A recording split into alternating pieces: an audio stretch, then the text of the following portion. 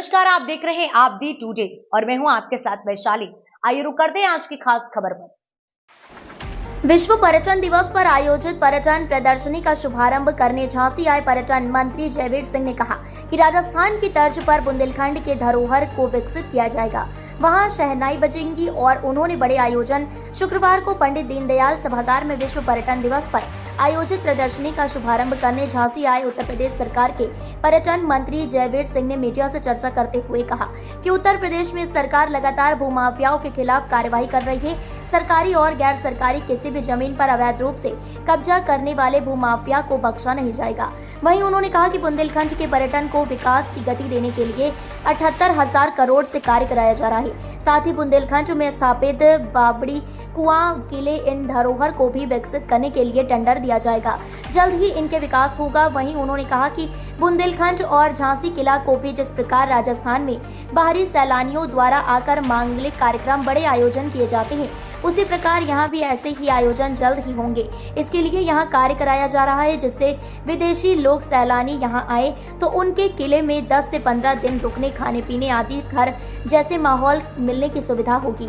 इस दौरान सदर विधायक रवि शर्मा, जिला पंचायत अध्यक्ष पवन कुमार गौतम सहित जिला प्रशासन अधिकारी मौजूद रहे।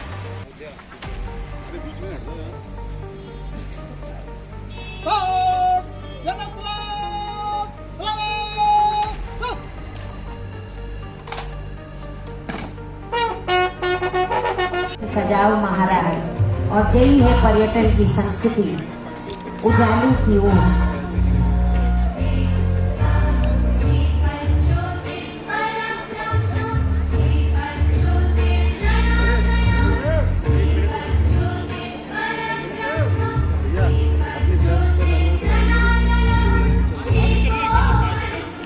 महापौर श्री बिहारी लाल आर्य जी को ये प्रतिचिन्ह है।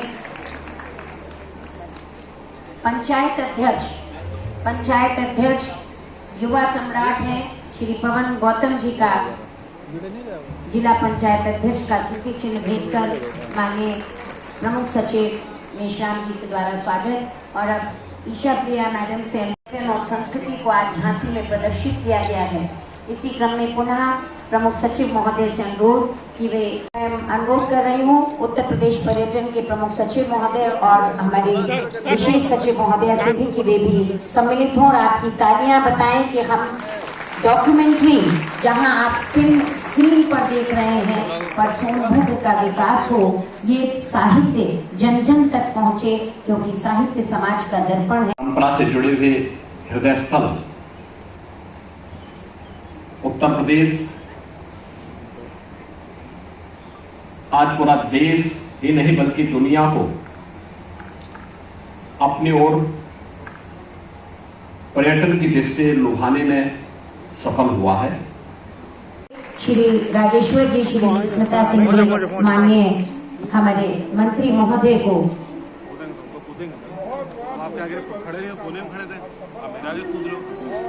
विरासत है हमारी और उस विरासत को अब पर्यटन के विकास की ओर ले जाने के लिए ये लेटर ऑफ अवार्ड दिया जा रहा है। जल महल बरसाना मथुरा के लिए और शुक्ला का तालाब कानपुर देहात जो जीर्ण शीर्ण हालत में है, उस विरासत को नया आकार, नया रूप पर्यटनीय विकास के लिए रेड वुड्स ग्रुप के श्री राजेश्वर जी और श्रीमती स्मिता अब आते जाएं मंच पर। क्रम से आपका नाम उद्घोषित हो गया है, क्रम से आप ये स्वीकार करें सम्मान पत्र, प्रशस्ति पत्र। टूर ऑपरेटर्स, अब टूर ऑपरेटर्स इस क्रम में आगे आएंगे, जिसमें सर्वप्रथम spiritual tour Santosh Kumar Singh Varanasi. Spiritual tour Santosh Kumar Singh संपूर्ण बुंदेलखंड में स्थित है। बुंदेलखंड में सैकड़ों छोटे बड़े किले मौजूद हैं। यहाँ पहाड़ दर पहाड़ किले हैं, तो छोटी पहाड़ियों पर जागीरदारों अथवा छोटे राजाओं की गढ़ियां हैं। किलों एवं गढ़ियों की बहुतायत होने के कारण यदि बुंदेलखंड को किलों की धरती कहा जाए तो अतिशयोक्ति नहीं होगी। झांसी का किला झांसी की रानी की शौर्य गाथा पूरे भारतवर्ष को सुनाता है।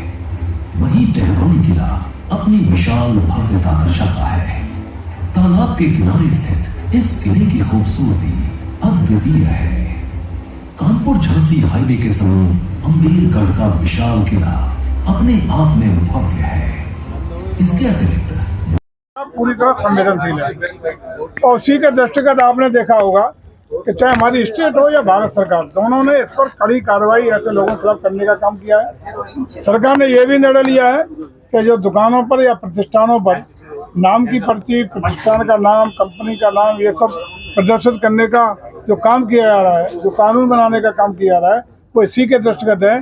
किसी भी दशा में अपमिश्रण करने को प्रदेश सरकार बर्दाश्त नहीं करेगी। भूख लगी रोटियां, ये तमाम प्रयास किए जा रहे हैं झांसी को पर्यटन बढ़ावा देने के लिए, लेकिन आज भी झांसी किले के अलावा पर्यटक अन्य जगहों पे नहीं पहुंच पा रहे हैं। इसके लिए क्या करें, झांसी को कैसे मानचित्र और ज्यादा स्थापित करें? जैसा आपने अभी देखा होगा कि अभी न सिर्फ झांसी बल्कि पूरे बुंदेलखंड के विकास के लिए विभिन्न परियोजनाओं को हम लोगों ने स्वीकृतियां देने का काम किया है।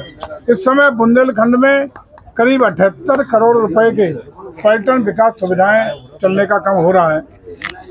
आपने ये भी देखा होगा कि हमारी जो धरोहर है, जो किले हैं, जो बावलियां हैं, इनको भी हम PPP के आधार पर लीज पर दे करके उनको डेवलप कराने के लिए प्राइवेट एंटरप्रेन्योर को भी आकर्षित किए हैं। इसके लिए कई लोग निवेश करने के लिए आकर्षित हुए हैं और मैं समझता हूं कि बहुत जल्दी इन पर काम शुरू हो जाएगा। और जो जिस तरह के किलों की एक व्यवस्था राजस्थान में आप देखते हैं कि बम्बई से लोग आकर के, मैंने अभी कहा भी, आकर के वहाँ अपनी बड़ी बड़ी शादियाँ करने का काम करते हैं, बड़े बड़े आयोजन करने का काम करते हैं, उस तरह की व्यवस्था हम बुंदेलखंड में करने का प्रयास करेंगे ताकि हमारे किलों में आकर के लोग गौरवान्वित महसूस करें। और खासकर जो विदेशी मेहमान आता है, विदेशी पर्यटक आता है, वो किले में ठहरना, किले का दर्शन करना और किले के बीच में अपने जीवन यापन को 10-15 दिन व्यतीत करना, ये अपने को सौभाग्यशाली समझता है, आकर्षित होता है। इसमें हम लोग आज आप झांसी में है और दिल्ली में महारानी लक्ष्मीबाई की प्रतिमा लगाने को लेकर के विवाद चल रहा है और वहाँ आम आदमी पार्टी का आरोप है कि भारतीय जनता पार्टी विरोध कर रही है। देखिए, महारानी लक्ष्मीबाई हम सब देश राष्ट्र ऐसी महान विभूति, महान राष्ट्रभक्त के लिए जितना हमारी प्रदेश सरकार और देश की सरकार कर पाएगी, हमेशा करती रहेगी। अयोध्या के मुख्य पुजारी ने कहा है कि बाहर का प्रसाद पे बैन होना चाहिए, आप इस बात से सहमत हैं? देखिए, प्रसाद जो मंदिरों के अपने ट्रस्ट हैं, उनके अपने किस तरह के निर्णय हैं, लेकिन चाहे अंदर का हो बाहर का हो, ये उन ट्रस्टों का, मंदिरों के प्रबंधन का निर्णय है। लेकिन किसी भी दशा में उत्तर प्रदेश में अपमिश्रण, मिलावट को रोकने के लिए सरकार पूरी तरह प्रतिबद्ध है। गांजा बैन करना चाहिए, इस पर ये तो अभिजाल जी से पूछिए कि गांजा को क्या चाहते हैं। प्रदेश सरकार से मांग कर रहे हैं ना, प्रदेश गांजा को बैन मान रहे हैं, वो कर देना चाहिए, प्रदेश बंद कर देना चाहिए। क्यों देखिए, मैं समझता हूँ क्या वैध करना है, क्या अवैध करना है, ये बहुत ही तरीके से सरकार निर्णय लेती है। और जो भी वैध है वो वैध है, जो अवैध है वो अवैध है। सरकार की सारी चीजें चिन्हित हैं, तो उत्तर प्रदेश में क्या वैध है और क्या अवैध है, इसमें अफजाल अंसारी की राय की आवश्यकता नहीं है। जो लोग टूरिज्म पॉलिसी में आवेदन करते हैं, देखा जाता है उनके लिए क्या निष्कर्ष?